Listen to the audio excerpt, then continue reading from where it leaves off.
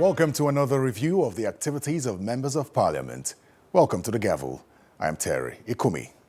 Now, the off-spec premium motor spirit, which caused quite some damage to owners of vehicles and certain equipment which utilize petrol, formed a major talking point for lawmakers. The matter was not raised in the Senate, but in the House of Representatives, lawmakers were livid while expressing worries that the entire system may have been compromised. Take a listen. The matter of the adulterated premium motor spirit, which some Nigerians say has affected their vehicles and equipment, was up for debate in the House of Representatives on Thursday. Lawmakers fear that the system is completely compromised, considering the processes which the fuel must go through before reaching the fuel stations. It's an embarrassment for a major petroleum producing country like that to outsource the refining of those petroleum products to the country. And with the ugly scenario of now having adulterated petroleum products being imported in the country with all the attendant security and economic consequences that it forces to the country. There are almost 11 checks before a petroleum product get to the filling station. First, at the importation level, where there's an international company that will go and ascertain what happened. What type of product are we bringing in, as he has said. Secondly, when it comes to Nigeria, we also test. Thirdly, at the ports, there are labs. Fourth, all the marketing companies have independent laboratories to ascertain this product is of quality. So for this to happen, it means the system is completely compromised. To bring in aviation fuel oil, that means that it is you want to weaponize it against Nigerians. What if these have been taken an aircraft and they burst into flames? What has NNPC done in the last 72 hours, in the last 48 hours?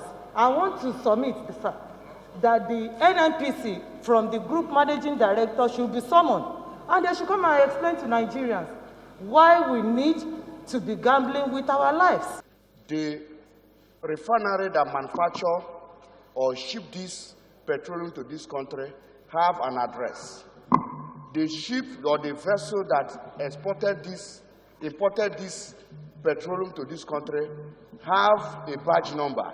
And we have a regulatory body, which is Custom, Standard Organization of Nigeria, and so many other agencies that satisfy this petrol before it comes into this country. And this petrol, we are satisfied by all these people before they are brought into this country. I have to add that all these agencies have to be investigated because this problem they brought to this country have caused so many havoc, especially in all parts of the country. And this problem they have caused in importation of these fuel products have really led to a lot of problems in this country. The House wants compensation for Nigerians whose vehicles and equipment were directly affected by the adulterated PMS, as well as revamping of the nation's refineries to prevent a repeat of the incident. My own little addition, Mr. Speaker, is that all innocent Nigerians who fell victim to this adulterated petroleum and their vehicles or whatever they are used have been spoiled should be considered in the investigation so that the person that brought in this toxic petroleum should take the repairs or replacement of all these equipments that our innocent Nigerians have lost. Amendments were made to the motion to extend the scope of the investigation. That the Committee on Petroleum Downstream should ascertain whether the Nigerian specification in respect of the importation, distribution, and dispensing of the alleged toxic petrol in Nigeria from January till date comply with international standard. 3, to investigate the roles played by the NNPC Limited, Standard Organization of Nigeria, SON, Nigerian Customs Service, Nigerian Navy, any other relevant government regulatory agencies, limited liability companies, and even individuals in this unfortunate episode. Urge NNPC to suspend the 4 companies that imported this adulterated foil that they imported from Belgium, and also direct NNPC to submit the list of the 4 companies to the Committee of Downstream for further investigation. Now let's turn to the Senate, where lawmakers were concerned about the defection of the former Deputy Minority Leader, Emmanuel Boache, after which he was named as Chairman, Senate Committee on Appropriation. Now the Senate also deliberated on the Pension Reform Act and more. Take a listen. The 2023 general election is just a year away, and a common scenario in Nigerian politics during political season is the prevalence of politicians abandoning their parties to form alliances with other political parties. True to form, federal legislators have been exiting their parties for greener pastures in other political parties. Recently, some federal lawmakers have jumped ship from the opposition PDP to the ruling APC, namely Senator Stella Odua, Lawalanka, Hassan Gusau, Sahabi Yao, Peter Nwoboshi, and Elisha Abu. Last Thursday, the Deputy Minority Leader, Senator Emmanuel Boache, decamped from the opposition PDP to the ruling APC. He explained the reason for his decision during Tuesday's plenary session. Mr. President, I say I have opportunity to breathe freely because of a deliberate isolation and huge divisions in the party in my state. Which party? Oh, okay. The huge division and factionalization from my state, which also translates to the national, because I'm the national officer of the party and a member of NEC. Mr. President, I had to leave because I seek to breathe better. This day, I announce henceforth my exit from the People's Democratic Party and to join the governing party because of visible presence of the party in my senatorial district. And I say this without fear of contradictions. I have said it to the world that my constituents are happy about this movement because of what they have seen on ground in Taraba South Senatorial District. Senator Boache's defection brings the number of APC senators to 70, while the PDP has 38 senators and the YPP has 1. But his colleague in the PDP were of the opinion that there should be consequences for his defection. Mr. President, the law is clear. A member elected on the platform of a political party retains his seat until the end of that tenure, except there is a division in that political party or there is a merger. And that is what the provision says. And it went further to say such evidences must be brought to the House. That means that you must be previously informed and you will let us know that the member is moving because of this. But our former member said he was leaving to go and breathe fine air, good air. He didn't say the party was divided. He didn't say there was a merger of another political party. This letter signed by your national chairman. This letter says this PDP Senate caucus has duly informed the national headquarters of the party, and it's like the national headquarters has accepted and already nominated somebody to replace the distinguished senator who has moved to APC. Lastly, is his fundamental human right. I know there is no way that this movement will not be questioned by somebody, at least to show that there was a small resistance. Historically, it's rare to see a Senate President or Speaker of the House of Representatives declare a seat vacant on account of a lawmaker defecting to another political party, and there is no indication that this will change. In the meantime, the difficulties faced by pensioners in assessing retirement funds as well as the administration of the pension system in Nigeria was a matter for debate on the floor of the Senate during Wednesday's plenary session. The Pension Reform Act. A federal lawmaker, Senator Ali Uwamako, is seeking to amend the Pension Reform Act 2014 to provide for a definite percentage which a retiree can withdraw from his retirement savings account. The relevance of this amendment could not be overemphasized, as it seeks to provide for circa retirees in the delay and other difficulties they stumble upon in withdrawing their savings from a retiring savings account. These Nigerians who have retired from service after several years serving the nation have found it extremely difficult to be honest of their pension savings in this new arrangement. So unless the law is made categorically clear what they can withdraw from their savings, which we are proposing 70% in the amendment, they can definitely have some relief as retirees if this is done. This bill, when enacted out of National Assembly, requires succor to retirees in the delay and other difficulties that they are encountering in withdrawing their savings from their retirement account. It's an amendment which legislators were overwhelmingly in support of. Retirees have no other means of survival simply because their savings account is just simply accumulated with the pension commission, which determines what they want to give them as a lump sum. That lump sum will not last 6 months, it's gone. And then the amount of money that they give them monthly is too small for them to survive up, because they have no voice in the amount of resources that comes to them at the monthly money that comes to them to take care of their families.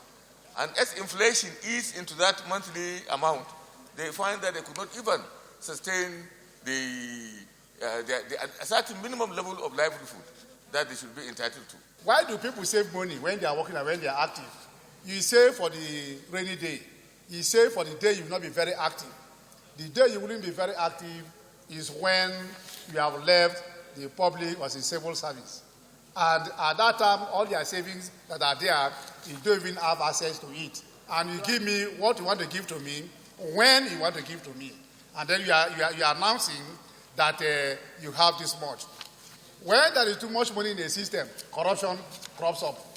And of course, you are aware in this Senate, either in the 7th Senate or the 6th Senate, I cannot remember properly, when there were issues with the pension issues all over the country, how much was stolen and all that. The bill or the act provides that investments are going to be carried out by these fund administrators, and at the end of the day, it will add up to what your benefit is going to be in the long run. Where are they doing the investment? What is the accrued interest or benefit to those investments? Most of these beneficiaries or pensioners don't have a clue. It is what the operators tell them they have as their contribution in their account. That's what they take. And overall, they now come again to define what you are going to get and what you are not going to get. Meanwhile, the Senate on Tuesday passed a bill which seeks to create additional law school campuses in the country. The passage of the bill followed the adoption of a report by the Senate Committee on Judiciary, Human Rights and Legal Matters. Presenting the report during Tuesday's plenary session, the chairman of the committee, Senator Okpeyemi Bamidele, said the bill seeks 7 additional law school campuses in Kaba, Kogi State, Jos Plateau State, Maiduguri, Borno State, as well as Ilawe, Ekiti State, Okija, Anambra State, and Orogun Delta State and Argungu, Kebbi State. The Nigerian Law School is being regulated by the Council by virtue of the powers conferred on it. Therefore, this proposed bill is intended to ensure that creation of additional campuses should be well guided and on need basis, and not at the discretion of certain authorities. That without prejudice to the establishment of the law school campus in Port Harcourt, Rivers State, the provision for additional campuses in the 6 geopolitical zones of the Federation in this bill is appropriate, as it has not tampered with the 7 existing campuses established by administrative responsibilities of the Council of Legal Education. Welcome back to the Gavel. To the House of Representatives we go now, where the matter of the increasing rate of ritual killings across the country was debated, and the House commenced investigation into 1.3 trillion naira unclaimed federal government funds in commercial banks. On Tuesday, during the first plenary session of the week in the Green Chamber, Representative Oriyomi Onanuga expressed concern about the quality of political office holders in a bill for an upward review of the educational qualification requirements for certain political offices, including that of the president. The state legislators are important for making laws to govern the state in the interest of the people. The office of the governor is the highest political office in the state. The federal legislators are important for making laws in the interest of the nation.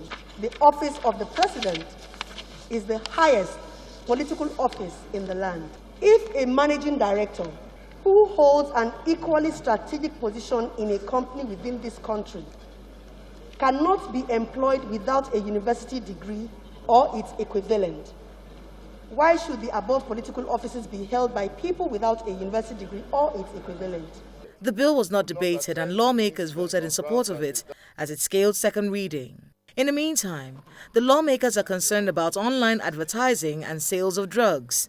They're worried that most drugs and drug-related products advertised online do not meet the standards set by the law and expose the public to health risks and possibly death. Aware that given the false, exaggerated media and online advertisement of drugs, members of the public are enticed into buying the drugs ranging from dietary supplement, cholesterol-lowering medicine, analgesics, and sex enhancement drugs, some of which are unregistered and purchased without a doctor's prescription or the advice of a pharmacist. Meanwhile, like the Senate, the House considered and adopted a bill to address sexual harassment in tertiary institutions. The bill seeks to promote ethical standards in tertiary institutions as well as protect students against sexual harassment by educators in tertiary institutions. The bill also proposes up to 14 years jail term for offenders. During Wednesday's plenary, lawmakers debated a bill to amend the National Health Act of 2014, specifically Section 46, which prohibits public officers from seeking medical help abroad using public funds.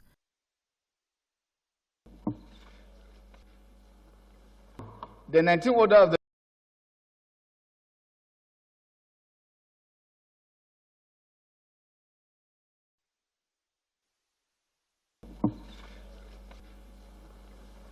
The 19th order of the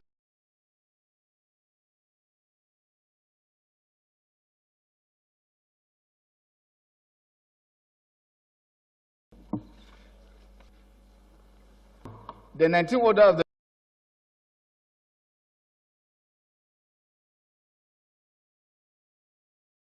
The bill, which proposes a 7-year jail term or a 500 million naira penalty, was adopted and scaled second reading. In a related bill, a lawmaker proposed an amendment to the Trade Dispute Act to prevent medical practitioners employed by the federal, state and local governments from embarking on strike, but he was cut short by a point of order citing violation of the Constitution. I've lost so many of my loved ones through strike by medical doctors and all these things. And I feel that if we can checkmate them, we'll save lives in Nigeria. We are not saying they will be forced. I'm moving now.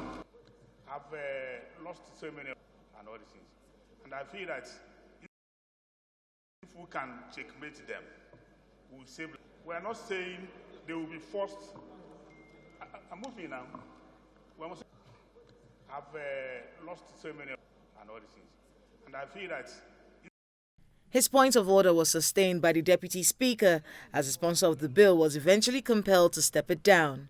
Honorable Tibe, I'm referring you to the order of office that you took. You are now bringing your personal matters. But from the day you took that order of office, you have sworn to Nigerians you will not allow your personal influence. Okay. Mr. Speaker, I'm stepping it down for now. Thank you. Yeah. Meanwhile, following the increasing rate of killings for ritual purpose, the House of Representatives is calling for the declaration of a national emergency on ritual killings in Nigeria. The House is also calling on the National Orientation Agency, parents, heads of schools, religious leaders, and the media to undertake a campaign to change the negative narrative bedeviling the society. The Deputy Minority Leader, Tobi Okechukwu, who moved the motion, expressed worry that while youth in other climes are embracing science and technology as a way of maintaining pace with our dynamic world, some of our youths are stuck in the mistaken belief that sacrificing human blood is the surest route to wealth, safety, and protection.